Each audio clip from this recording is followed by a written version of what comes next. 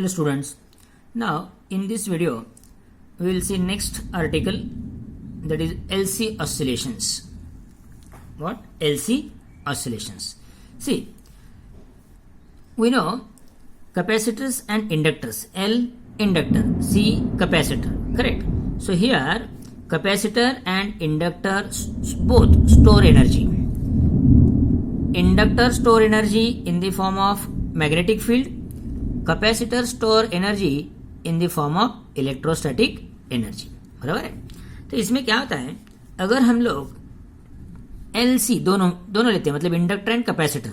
Suppose अगर ये fully charge capacitor लेते हैं, fully charge capacitor, and here if key is there and inductor is connected, LC. This is, you can say, suppose fully charged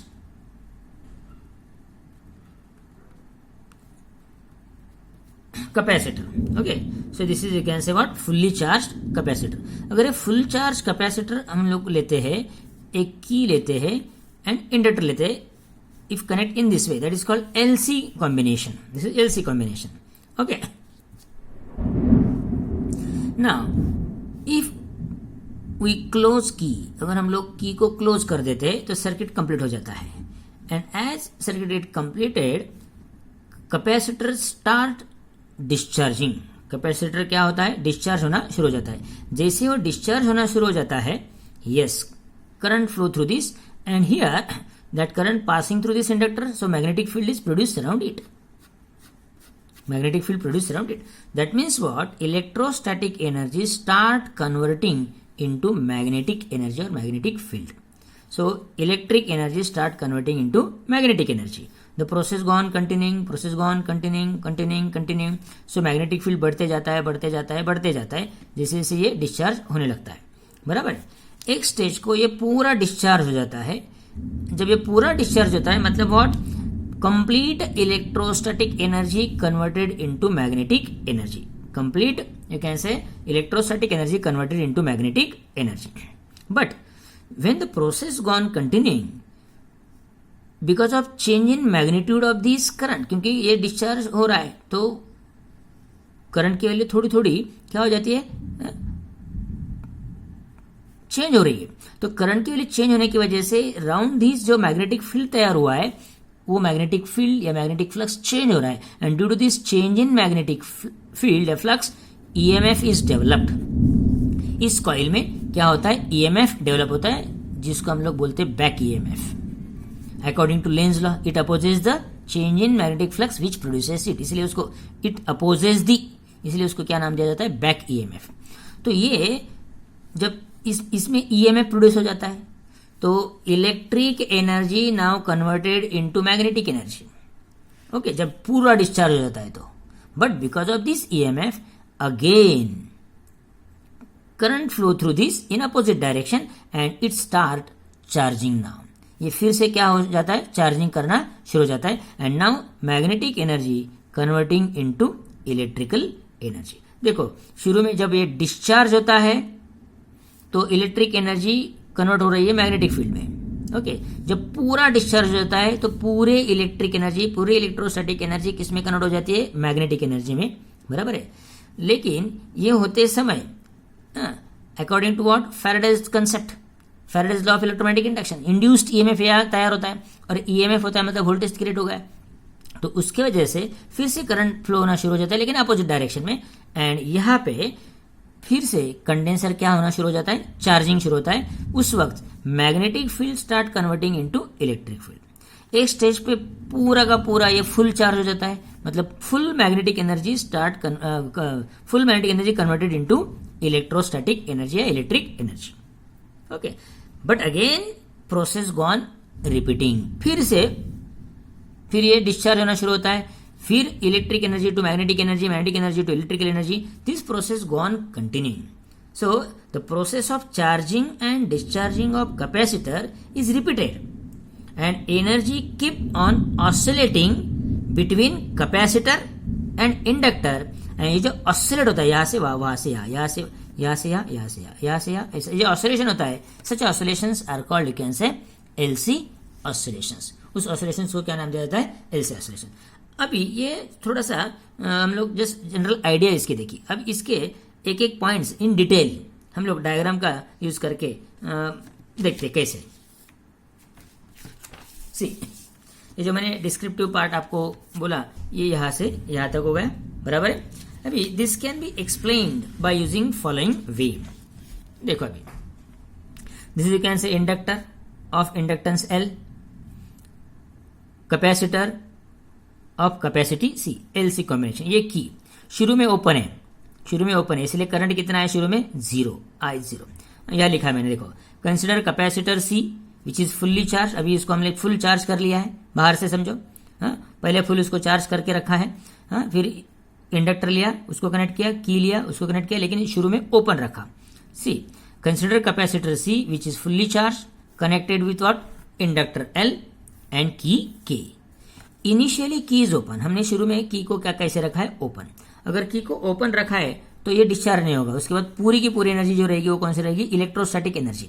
और हमने ये electrostatics chapter में पढ़ा है, energy stored in the condenser का formula है, 3 फॉर्मूला हमारे पास थे, 1/2 Q²/C, 1/2 CV² एंड 1/2 QV। यह उन्होंने लिया है 1/2 Q²/C। Q² यहां उन्होंने सिंबॉलिकली क्या लिया है, Q0। सो 1/2 Q0²। सिंपल फॉर्मूला क्या है हमारा, 1/2 Q²/C, चार्ज का स्क्वायर अपॉन कैपेसिटेंस। तो यहां उन्होंने सिंबॉलिकली कितना लिया है, maximum charge Q0। So UE, E for electricity, energy in electrostatic field is equal to 1/2 Q0²/C। अभी शुरू में इसमें करंट है क्या, नहीं, okay. As there is no current in a circuit, energy stored in inductor कितनी है, 0 है। देखो उसमें उसके पास अभी एनर्जी नहीं, पूरी की पूरी कौन सी एनर्जी है अभी, इलेक्ट्रोस्टैटिक एनर्जी। ना ये होगी पहली डायग्राम। ये देखो पोलैरिटी भी चेक कर लो, पॉजिटिव ये नेगेटिव। इलेक्ट्रिक फील्ड कैसे रहेगा, फ्रॉम पॉजिटिव टू, ये इलेक्ट्रिक फील्ड दिखा रहा है, electric field from positive to negative. Lines देखो 1 2 3 4 5 6 समझो, मतलब फुल चार्ज है। अभी की ओपन है, की ओपन है इसलिए करंट पास नहीं हो रहा है, करंट पास नहीं इसलिए ये एनर्जी यहां से ट्रांसफर नहीं हो रही है, तो इसके पास एनर्जी कितनी है, 0। मैग्नेटिक एनर्जी कितनी है, 0। देखो magnetic energy stored in magnetic field in inductor is 0, correct. अब की क्लोज करते हैं, देखो यह कनेक्ट कर दी मैंने की, टेक्स्ट मध्ये की दाखवलेली नाहीये, हा मी पर्पजली थोडी दाखवली म्हणजे तुम्हाला समजण्यासाठी, कारण त्यांनी कीचा वापरच केलेला नाही, पण की ओपन आणि क्लोज केल्याने हे नेमकं घडत असतं। ओके, सो नाउ क्लोज की क्लोज केली, एज की closed it start discharging, so capacitor start discharging and current flow through circuit. अभी क्या होगा, इसके बाजू में करंट पास होने की वजह से मैग्नेटिक फील्ड तैयार हो रहा है। देखो ये जो लूप दिखाया है ये क्या है, magnetic field. So as we close key, so capacitor start discharging through this inductor and magnetic field produced surround it as shown in figure. ये बी फिगर, ये फिगर ए। अब आगे क्या होता है देखो, अभी ये जो कैपेसिटर फुल्ली डिस्चार्ज हो जाता है, मतलब ये ऑब्जर्व करो आप, यहां एरोज देखो 1 2 3 4, मतलब फुल्ली चार्ज है, ये कम हो रहा है, ये क्या हो रहा है, कम हो रहा है, 1 2 3 ये 1 2 1 2 दिखा है, या देखो 1 2 3 4 पॉजिटिव चार्ज, नेगेटिव 4 4 दिखा है, या 2 ही दिखा है, तो मतलब ये डिस्चार्ज होने की वजह से इसके ऊपर का चार्ज कम हो रहा है, और ये क्या हुआ, उसका कन्वर्जन इलेक्ट्रिक एनर्जी का मैग्नेटिक फील्ड में, मैग्नेटिक एनर्जी में। ओके, अब तीसरी डायग्राम अगर आप ऑब्जर्व करते हो, अब यहां अगर आप, तो ये फुल डिस्चार्ज हो गया है, ये पूरा डिस्चार्ज हो गया है, और करंट हमने जो दिखाया था पिछले टाइम दूसरे डायग्राम में, वो कितना था, आई, और यहां कितना है, वो I0, मतलब मैक्सिमम करंट। मतलब अब देखो लाइंस देखो, मैग्नेटिक लाइंस ऑफ फोर्सेस देखो ज्यादा है उससे, बराबर है, मतलब ये पूरी की पूरी इलेक्ट्रोस्टैटिक एनर्जी किसमें कन्वर्ट हो गई, मैग्नेटिक एनर्जी में, बिकॉज ये पूरा डिस्चार्ज, इसमें कोई चार्ज है क्या, अभी नहीं। That means entire electrostatic energy converted into magnetic energy. तो हमारे पास कितनी थी वो इलेक्ट्रोस्टैटिक एनर्जी, 1/2 Q0²/C, बराबर है। ये देखो 1/2 Q0²/C, UE, E for electric field. ये पूरी की पूरी UB हो जाएगी मैग्नेटिक फील्ड में, लेकिन वो कौन स्टोर कर रहा है, इंडक्टर। तो वो फॉर्मूला हमें मालूम है, हमने निकाला है, पिछले चैप्टर में कितना है वो 1/2 Li², 1/2 Li², लेकिन ये पूरी की पूरी है तो करंट भी मैक्सिमम आएगा। सो इसलिए करंट कितना दिखाया है I0, करंट कितना दिखाया है I0। So UB is equal to 1/2 L I0²। कब? जब पूरा कंडेंसर या कैपेसिटर डिस्चार्ज हो जाता है, इसके ऊपर कोई चार्ज नहीं है, तो पूरी की पूरी इलेक्ट्रोस्टैटिक एनर्जी किसमें कन्वर्ट हो गई? मैग्नेटोस्टैटिक या मैग्नेटिक एनर्जी में। उस वक्त करंट भी कितना है? मैक्सिमम है। उसके पहले जब प्रोसेस में था डिस्चार्जिंग का तो करंट कम था, आई था। ओके, अभी पूरी की पूरी इलेक्ट्रोस्टैटिक एनर्जी किसमें कन्वर्ट हो गई? Magnetic energy. मतलब 1/2 Q02/C जो UE थी वो क्या बन गई? UB, मैग्नेटिक एनर्जी बन गई। वो किसके रूप में? मैग्नेटिक फील्ड के रूप में। किसने स्टोर करके रखी है? इंडक्टर ने, 1/2 L I0²। अब क्या होगा? ये जो फैराडेज लॉ के हिसाब से एंड लेंज लॉ के हिसाब से ये जो EMF इंड्यूस होगा, इसमें क्या होगा? EMF इंड्यूस, क्योंकि करंट कांस्टेंट नहीं है। करंट क्या हो रहा है? बढ़ रहा है। तो करंट अगर चेंज हो रहा है मतलब बढ़ रहा है, तो magnetic flux around is change होगा, and because of change in magnetic flux associated with this coil EMF is induced in a coil. So EMF develop होगा। लेकिन लेंज लॉ के हिसाब से वो EMF कैसे रहेगा? अपोजिट। दैट इज कॉल्ड, हमने उसको नाम दिया बैक EMF। तो ये EMF फिर से इस कंडेंसर को चार्ज करना शुरू कर देगा। कंडेंसर को क्या करना कर देगा? चार्ज करना शुरू कर देता है ना। हियर देखो, but because of induced EMF that is back EMF produced in inductor, again it start charging of capacitor but of opposite polarity. अब चेक करो, पहले जो डायग्राम थी हमारी, इसमें यहां पॉजिटिव पॉजिटिव पॉजिटिव और ये नेगेटिव था। अब क्या हो रहा है? ये पॉजिटिव है और ये नेगेटिव, मतलब करंट अब ऐसे फ्लो रहेगा। करंट कैसे जाएगा? ऐसे।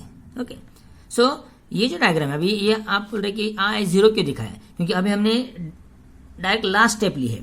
इसकी बीच वाली स्टेप क्या आएगी? ये कम होता जाएगा, ये कम होता जाएगा और इसके ऊपर चार्ज आएगा।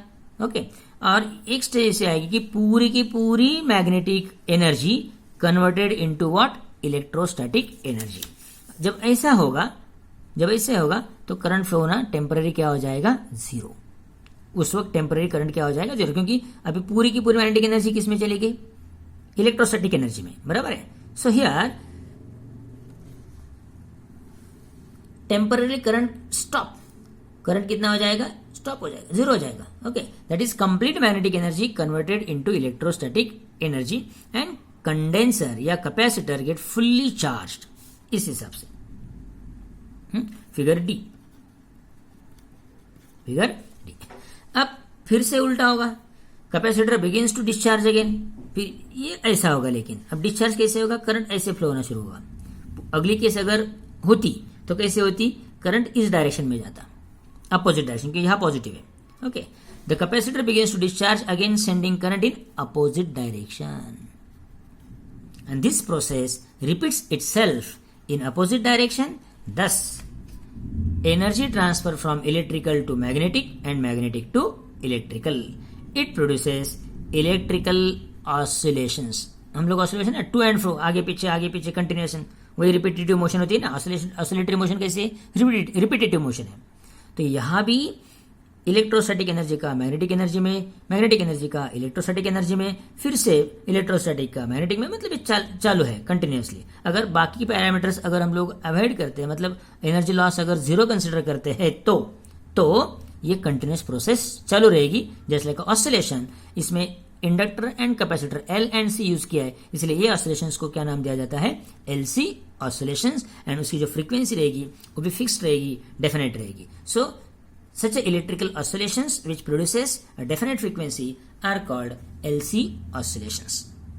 अगर ये यहाँ लिखा है मैंने, if there is no loss of energy then these oscillations go on continue, that is amplitude remain constant. क्योंकि अगर एनर्जी लॉस होता है तो एम्पलीट्यूड गो ऑन डिक्रीजिंग हो जाती है। बट अभी ये तो आइडियल केस हो गई। प्रैक्टिकल केस में क्या होता है? ये देखो, नोट लिख के रखिए। But practically LC oscillation damped होना मतलब कम होना, डैम्पिंग, कमी, जैसे पेंडुलम हळूहळू त्याचं एम्प्लिट्यूड काय हो जातं? कमी हो जातं। त्याचं एम्प्लिट्यूड कमी होतं, त्याला आपण काय म्हणतो? Damped oscillations. 11th ला आपण शिकलोय ते। त्याचे रिझन्स काय आहेत त्याची? तर पहिलं रिझन काय आहे? Every inductor has some resistance. हम लोग आइडियल केस में इंडक्टर का रेजिस्टेंस 0 कंसिडर करते हैं, लेकिन वो भी एक कॉइल है, उसको कुछ ना कुछ तो रेजिस्टेंस रहेगा ना। तो आइडियल केस में हम लोग 0 कंसिडर करते हैं, लेकिन प्रैक्टिकल केस में उसको कुछ तो रेजिस्टेंस होता है, एंड उस रेजिस्टेंस की वजह से कुछ तो एनर्जी का लॉस होता है, हाँ, मतलब हीट प्रोड्यूस हो जाती है। So because of this loss of energy in the form of heat, yes, oscillations कुछ समय के बाद स्टॉप हो जाते हैं। Such oscillations are damped oscillations. Okay, दूसरा है कभी कभी क्या होता है, समटाइम्स दो रेजिस्टेंस ऑफ इंडक्टर इज 0। समझो कि भाई हमने कंसिडर किया कि इंडक्टर का रेजिस्टेंस 0 है, लेकिन एनर्जी में radiated away in the form of electromagnetic waves, क्योंकि ये रेडिएशन है, radiation does not require any medium, वो कंटिन्यूस चालू होता है। हमने कंडक्शन, कन्वेक्शन, रेडिएशन ये चैप्टर जब देखा था उसमें हमने देखा था डिफरेंस रेडिएशन और बाकी सब पैरामीटर्स में। तो रेडिएशन कैसा होता है, it can pass through vacuum also, तो ये मतलब प्रोसेस गो ऑन कंटिन्यूइंग। तो उसका जो लॉस है, रेडिएशन का लॉस है, हम लोग अवॉइड नहीं कर सकते, तो उसकी वजह से भी एनर्जी का लॉस होता है, उसकी वजह से भी ऑसिलेशंस आहिस्ता आहिस्ता स्लो हो जाते हैं, एम्पलीट्यूड कम हो जाती है, and such oscillations are you can say damp oscillations, या तो उसका क्या होता है, डैम्पिंग। Okay, good.